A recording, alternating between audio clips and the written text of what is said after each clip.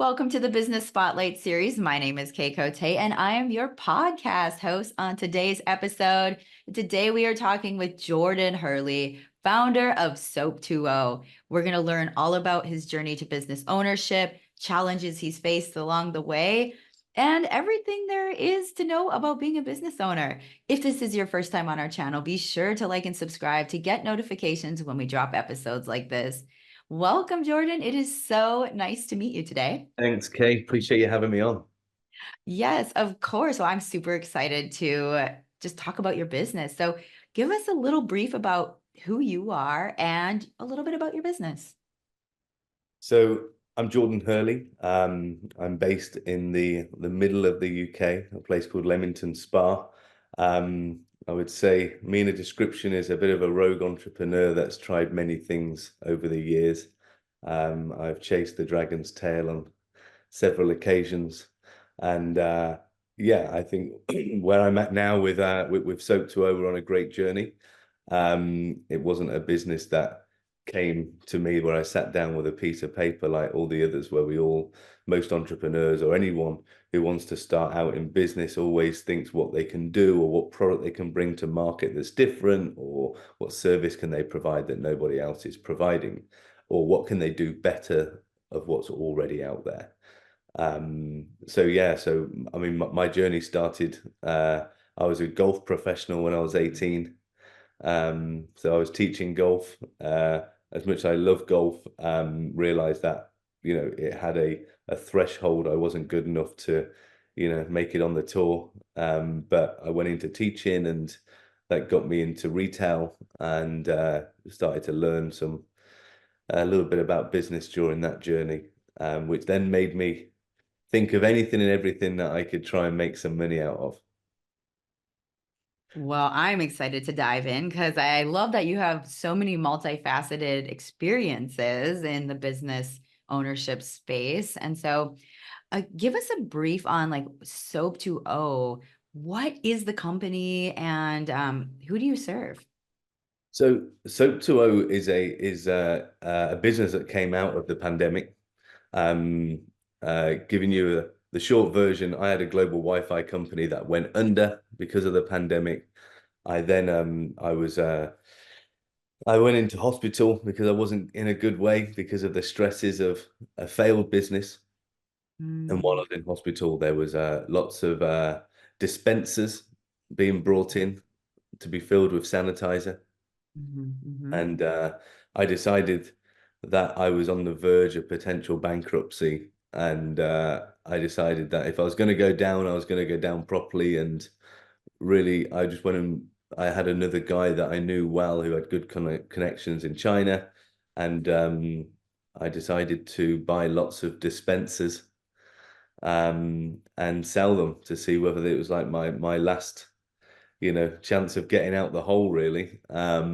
So I did that and never put the phone down, phoning people all around the world, anyone who was in janitorial sales. And we actually ended up doing 1.4 million in 10 months. So, Wow. successfully got myself back on my feet. But while I was pitching my dispensers to a Swedish sanitizing company, they asked me, how does my dispenser foam? And I obviously we're all working from home, so I had to show them how the dispenser foamed. So depending on where you're listening to this podcast, I filled it up with water and I put in washing up liquid, which I think in the US is dish soap. Yeah. As I've told this story in many places, um, I gave it a shake, and the most perfect foam came out of it, more than enough to wash your hands with. So that was my light bulb moment of concentrate hand soap. Ah. So I went off into various directions. Originally, I found a manufacturer in the UK that did powdered sachets, and we launched with powdered sachets. And then I found another company because we had a few issues with the powder dissolving and blocking dispensers. So hence the business journey, just when you think you've got the idea and loads of customers want to buy it. we then ended up creating this product, which is called our Super Hydro Pod, and that one pod into this Forever bottle, which I'll show you, which is a 4 liter or a US gallon. Mm-hmm. Drop this pod in, fill it with water, give it a shake, and it's ready to go within 30 seconds. And you've got a gallon of foaming hand soap. That's amazing. So we eliminate we eliminate single-use plastic, we eliminate the shipping of water, and we also donate for every pod we sell, we donate 133 liters of fresh drinking water to the Made Blue Foundation, which supports deprived villages in Southeast Asia and Africa. That is incredible. What a cool product and such a great story too, to discovery. I love those moments. You hear those, when business owners say things like this, and it's just like that light bulb moment when you knew.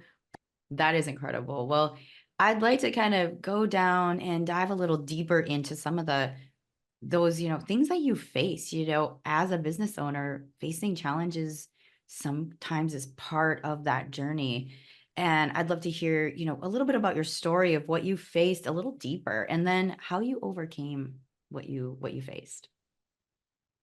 A lot of things came down. My background is purely in sales and marketing and Mhm. brand.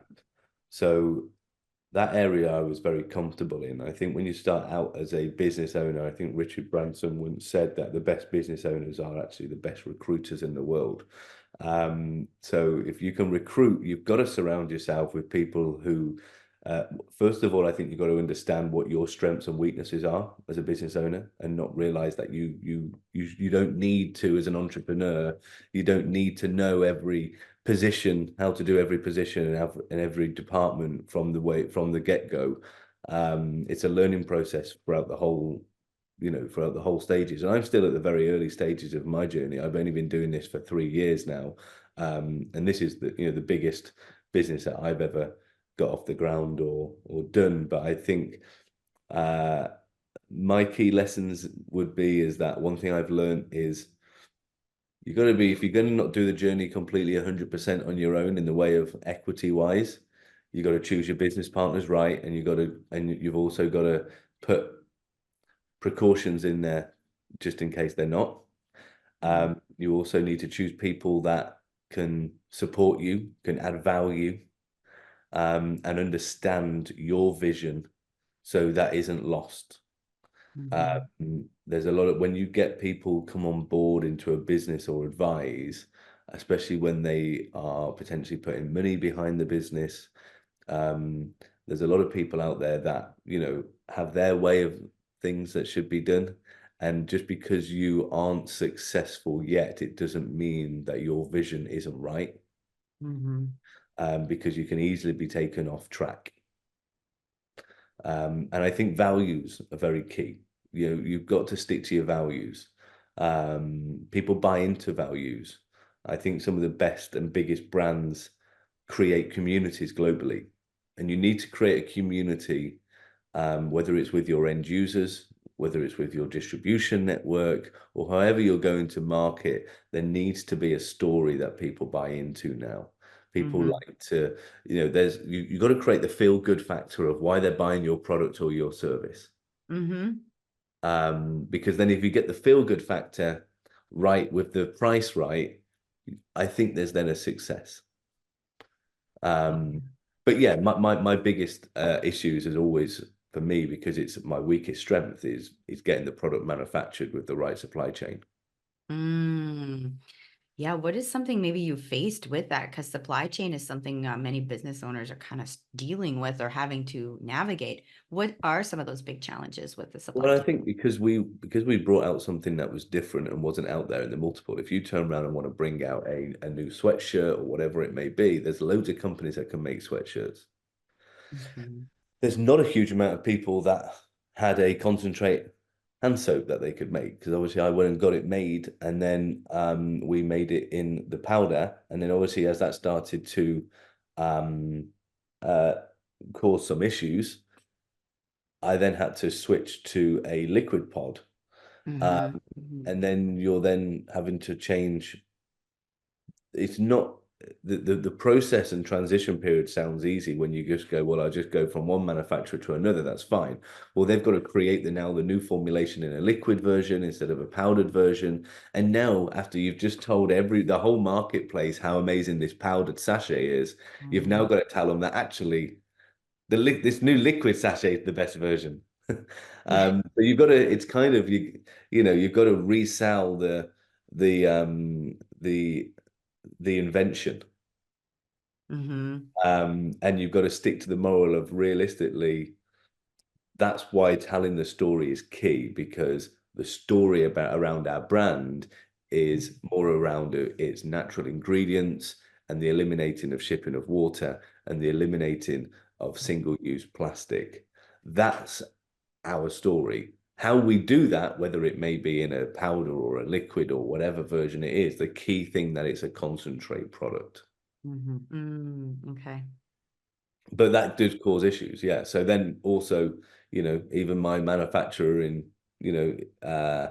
when you lose a manufacturer, it puts you into a position of, you've got to, the hard thing is you don't really want to have two or three options because you're not doing the volumes to get the price yet to spread it across two or three supplies. Mm-hmm. So you do put all your eggs in one basket at the start, but I've already got, for us now, by the end of next year, we'll be manufacturing with multiple manufacturers to, just to reduce that risk.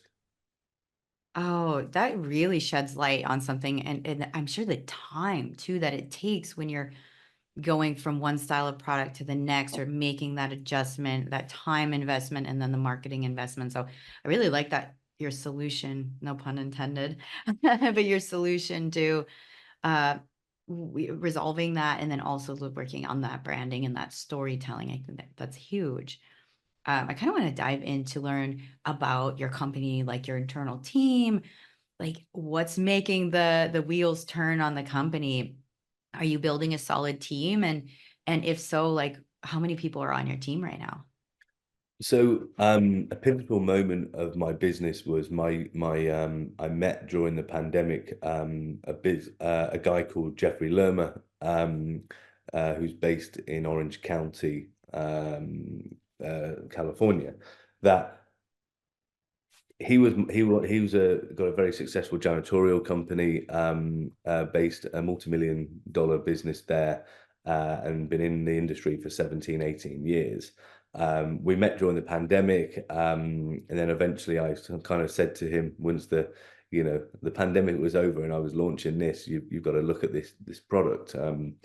Uh, Getting him now, first of all, he took US North American exclusivity for distribution. And then as we was in the middle of a bit of a capital raise, he came in and bought out a few of my previous partners and is now my business partner. Uh, Mm-hmm. the reason why I start with Jeff when it comes to the team is that understanding and getting people around you that have already grown successful businesses, understanding they know that it's a lonely place to be as a founder, while approaching various challenges on your own can be tough, but having someone with experience, sharing a problem is always a problem half, as they say. So, but also sharing the successes on the journey. So I'm very lucky that I get access to some of his team in the US, which we're slowly building up to be, solely part of Soap 2O on their own. But in the UK here, we have 6 people based out the offices. They're from sales, marketing, brand, to logistics and operations, and then we have a finance team in London. Mm. That is a great team. I absolutely love that you guys have expanded, to the States and you're growing. What are your plans for the company, say in the next 3 to 5 years? The vision for this business is to obviously in a good situation is that I will already distribute to 9 countries outside of the UK plus North America. So we Hmm. have exclusive distributors across Europe and Australia, South Africa as well. But for the vision for me is to be the largest concentrate cosmetic brand. Hmm. Mm. We haven't yet gone to retail, but we're about to. We start off in retail actually on Amazon in the US is our first point of call, which is happens next month. Mainly because now we moved our manufacturing into the US, because it being, forecasted to be our strongest market. Hmm. Uh, because reducing the shipping and storage in the US is a lot more, even more valuable than anywhere else, with it being such a big country. So moving product around, we can get a lot more product on our pallet from, a standard hand soap that you'd buy in the commercial market. They can get 800 liters and we can get 16,000 liters on a pallet. So that's strong. So for us, really, is to grow the product range. We're bringing out a 3-in-1 hand, hair, and body wash for the hospitality market that launches in January, Oh, nice. which we've already got some solid trials in big hotel chains set up with that. And then we've got some new innovative products that we are hoping to bring to the market by the second quarter of 25. That is very cool. So tell me more about the hospitality. I'd like to dive into that. What are some of the challenges with getting into like a corporate hospitality? Because I can't imagine that's easy to do. So yeah, how did you navigate that? That's super cool. I think hospitality right now, you know, as I visit the US a lot, you'll understand Europe's a little bit further ahead on the paper straws and no one sells, plastic knives and forks over here anymore. That's all gone. So, also the European regulations for hospitality is at the end of 2026, they have to get rid of the small miniature bottles. So that's driven them to look for new environmental solutions. Mm. So we would have a bottle like this in a bracket on the wall that is constantly refilled. Hmm. Hmm. So you're literally diluting 2 of these pods into this forever bottle, which obviously doesn't get thrown away. And then you're topping up the bottles on the wall in the brackets inside the showers. And again, we're a huge cost saving as well to these brands. So they can Hmm. tick the box of saving money and saving the planet all in one procurement change. Oh, that is amazing. And I really like the name, honestly, when you call it like the forever, what was it? Forever bottle, yeah. The forever bottle. I mean, that in itself just says so much. So this has been such a great conversation. I could talk to you for hours about this because it's just such a cool innovation. And what you're doing is just globally just going to be a really great move in like green living and everything like that too. So before we wrap up for today, I'd like to dive into our rapid fire questions, which are 4 questions where you answer very top of mind, first thing that comes to your mind. Are you ready for some rapid fire? Okay, yeah, let's do it.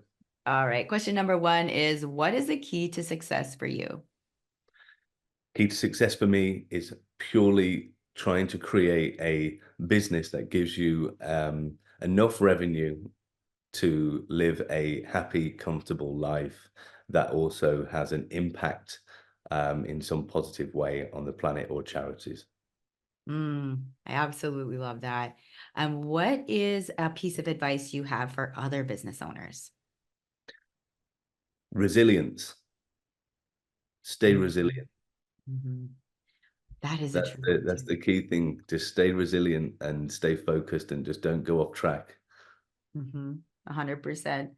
Number 3 is, what is a book or piece of content, could be a podcast, anything that you've taken in most recently? It was a podcast with Stephen Bartlett. I can't remember the guy's name, but it mentioned it was more about the mental health of businesses. I'll drop you the link to it, but it was just don't burn yourself out, and it's very easy. And I'm terrible, I struggle with it because I get caught up in working UK and US hours, and it's very easy to stay focused and not forget about your health, your fitness, what you eat, and everything else that keeps you going. But Keeps you I'll get going. that across to you.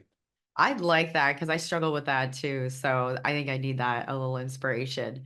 And the fourth question is, if you could wave a magic wand and rapidly overnight improve one aspect of your business, what would it be? It would purely be having full control of my supply chain. That's a big one. Well, thank you for sharing those rapid fire questions. Before we get to our final question of the day, how can people find you? LinkedIn is the place to find me, or soap20usa.com or soap20.co.uk.